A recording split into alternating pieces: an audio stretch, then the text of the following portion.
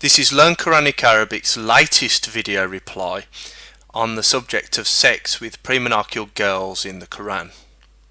Those who claim that the Quran makes it permissible to have sexual relations with girls who have not reached puberty are interpreting the Quran according to their own whims and desires. Actually, no. That is not what I said at all. What I claimed is the Quran gives permission for people to consummate marriage, have sex, with females too young to have started their periods. Now, I deliberately avoided words such as puberty or maturity because different cultures define these words in different ways.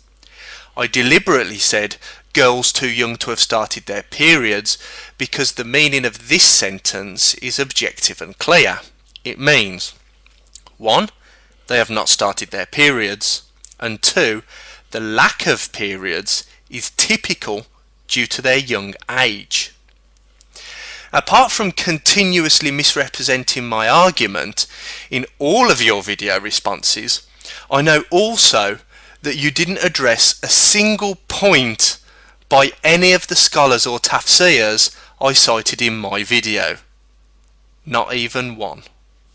Let me summarise my argument for what will hopefully be the final time.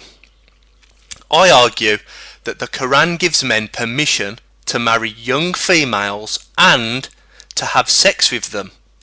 I also argue that it is permissible for the sex with these young females to take place even when she is younger than the average age at which girls in her social group are expected to start menstruating. Here is my proof that scholars and tafsirs attribute the lack of menstrual cycles in these females directly to their young age. Ibn Kathir not reached the years of menstruation. Al-Jalalain because of their young age. Ibn Abbas because of young age. Muhammad ibn al-Uthaymin because she is very young. Al-Madudi because of young age. In a video comment you told me not to read Ibn Kathir but instead to read Usmani. The funny thing is, Usmani agrees with what the others said, that the absence of menstrual cycles is due to the girl being too young to start them. Shafi Usmani does not menstruate on account of minority of age. Your own recommendation proves my point.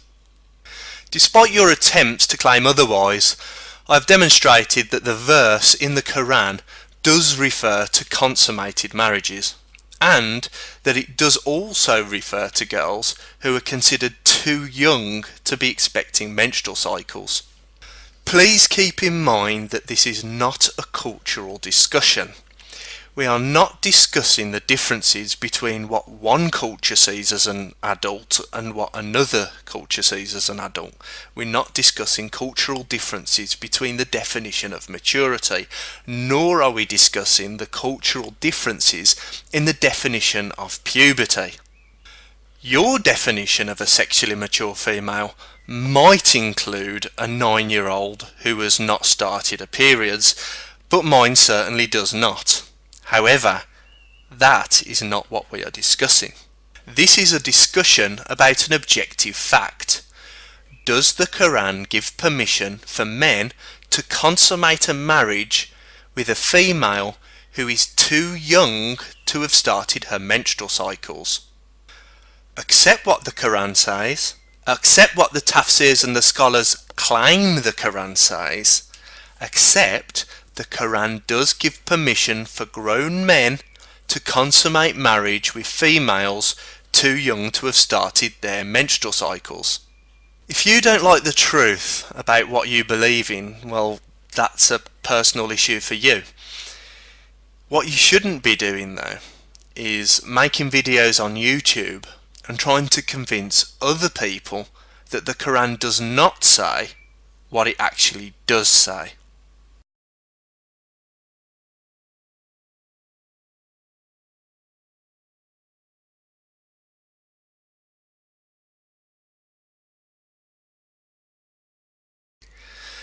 Any further video responses in which you make demands to the viewers to prove to you that it is permissible to have sex earlier than the Islamic age of consent will be seen exactly for what they are: a cheap diversionary tactic.